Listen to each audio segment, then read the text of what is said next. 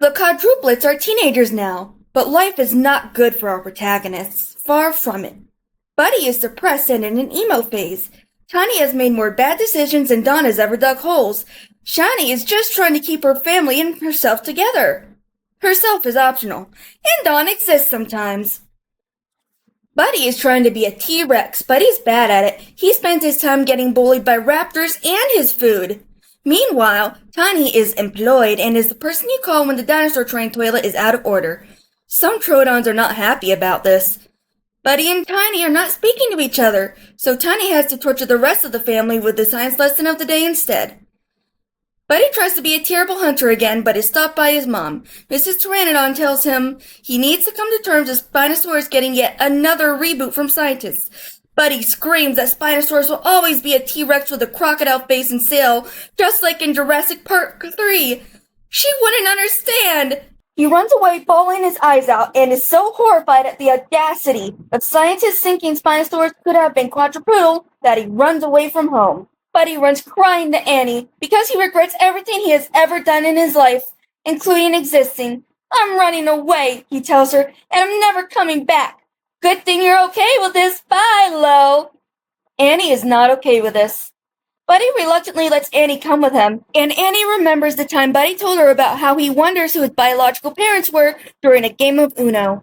Buddy is very sad. Meanwhile, the Pteranodon family is running around looking for Buddy, but they can't find him. Eventually, Dawn is relevant for 5 seconds and figures out that Buddy ran over to Rexville. But he isn't back by curfew, which still worries everyone. Mrs. Pteranodon starts to drink wine. Mr. Pteranodon and Shiny are visibly concerned.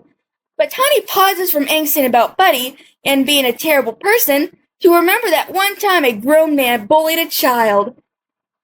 Buddy and Annie casually commit dinosaur murder. The Pteranodon family yeets off to Rexville, where the T-Rex family has also been having trouble reaching Buddy and Annie about their car's extended warranty. Despite everyone panicking, they still take 5 seconds to tease Shiny about Gilbert. The family and the conductor start looking around for Buddy and Annie. But now, it's time for a flashback. Tiny is in a rebellious phase. Her mommy said no more skibbity toilet, so she snuck a poo-poo in her chocolate cake. Tiny yells at her mom, her brother, and an IRS representative, though the IRS representative deserved it. Tiny then breaks the Trodon equivalent of a holy artifact and immediately gets arrested for it. "Wait, aren't you going to read me my Miranda rights?" Tiny asks. "You sweet summer child," Lorimer responds. "You have no rights." Shiny and Gilbert are on a not a date, where Gilbert lore dumps about Trodon politics when Tiny has the audacity to ruin it by being arrested at the age of 14. Shiny realizes that her parents are not infallible and picks up the game of I'm Mom for the Day game she played back when she was a kid. In present day, Buddy and Annie flirt with each other before taking a nap in the forest. They wake up in Moore, Oklahoma and have to escape a devastating tornado that the Enhanced Vegeta scale won't rate as EF5 because the Enhanced Vegeta scale is stupid. Buddy and Annie somehow survive despite ducking under an overpass, but they accidentally have sexual tension, which is even worse. Buddy angsts about Tiny as he continues to search his settings for the cancel subscription to life button. Meanwhile, back in Flashback Land, Tiny is regretting being such a horrible person. Lorimer keeps beating up a teenage girl, then brings Ahsoka Tano to the Jedi Council to be deemed guilty of all charges. Except unlike Ahsoka, Tiny is actually guilty. Tabitha Trodon tries to help, but corruption only works in this system when you don't want it to. As punishment for being a teenage delinquent, the judge tells Tiny, you will be the most poorly written of your siblings, with very clear, interesting, and intriguing character flaws that never even get mentioned for the sake of the writers playing things safe. But, Tiny responds, I already got that. Then fine. To throw it on Gulag with you. Lorimer tortures Tiny by forcing her to watch the Sharon Miller era of Thomas and Friends. The conductor casually says, if you can't beat them, join them, and buys a slave. Meanwhile, in present day, Tiny drives a train. As Tiny literally saves everyone, Shiny tries to convince her mother to stop drinking wine. Mom, this is not a healthy coping mechanism. But bad coping mechanisms runs in the family. Even the adopted one. Mom, no! The train station got completely slammed by a powerful tornado, but one screw is facing slightly to the west in the foundation, so this tornado was only rated EF4. Buddy and Annie casually commit more dinosaur murder.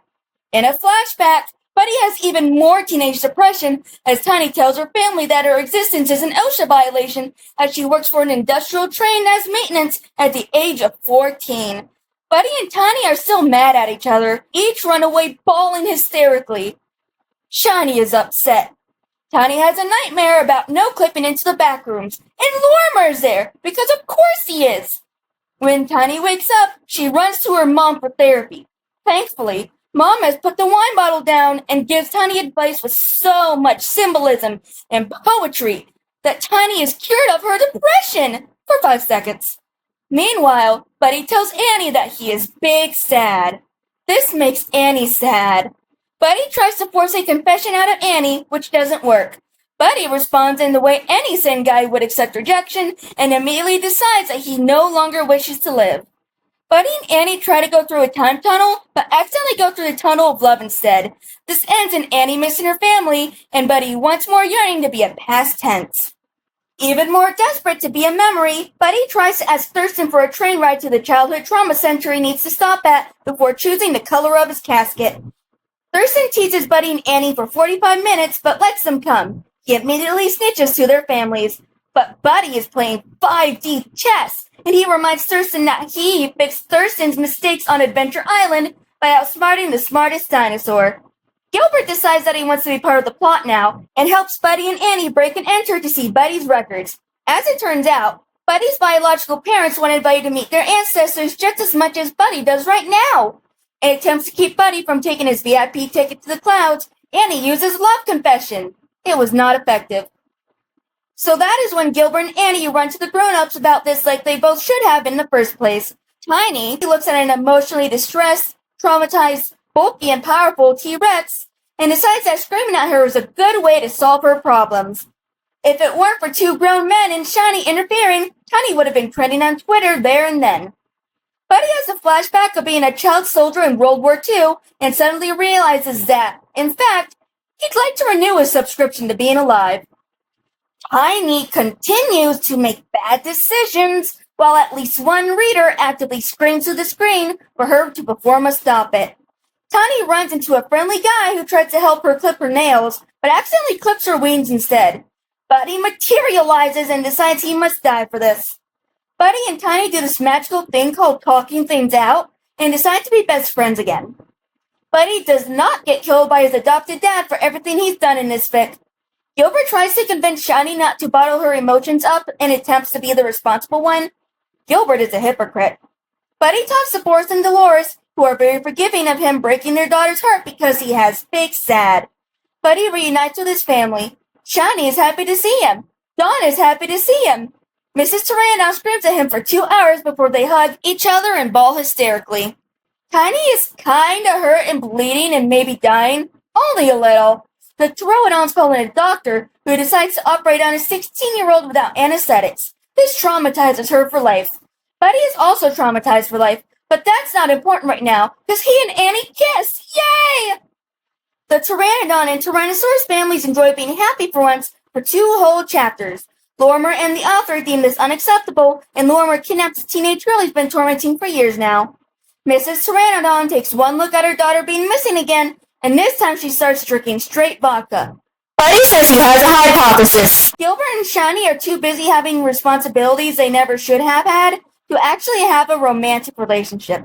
This makes them both sad. The theropods track Tiny and the creepy psychopath to a Skyrim dungeon crawler. Buddy is the only person who has a stealth archer build and decides to be the one who enters. Dawn accidentally activates a trap and Shiny gets hit by a Draugr shout, disarming their usefulness to the plot instantly. Tiny watches Lorimer poison and machine gun her sister, and understandably resolves to kill this man. This makes Lorimer happy. Shiny accidentally eats poison and nearly dies. Gilbert thinks this is the perfect time to confess, and Shiny is perfectly fine with this. So they're a couple now. Buddy challenges Lorimer to a world boss in hopes of learning a new word of power, but Lorimer is a trained martial artist and kicks his T-Rex butt. But actually, this was Buddy playing 5D chess again, as he records Lorimer confessing to every bad thing he's ever done because he thinks Buddy won't live to snitch. Then suddenly, Annie comes in, and the conductor comes in. And the moment Don and Gilbert release Tiny, Tiny comes in. Tiny wants to kill Lorimer, then changes her mind 5 seconds later in a flurry of purple prose and similes and character arc stuff. Everyone hugs. Lorimer dies off screen. The end. Buddy tries to be a terrible hunter again, but is stopped by his mom. Mrs. Pteranodon tells him he needs to come to terms with Spinosaurus getting yet another reboot from scientists. Buddy screams that Spinosaurus will always be a T-Rex with a crocodile face and sail, just like in Jurassic Park 3. She wouldn't understand. He runs away bawling his eyes.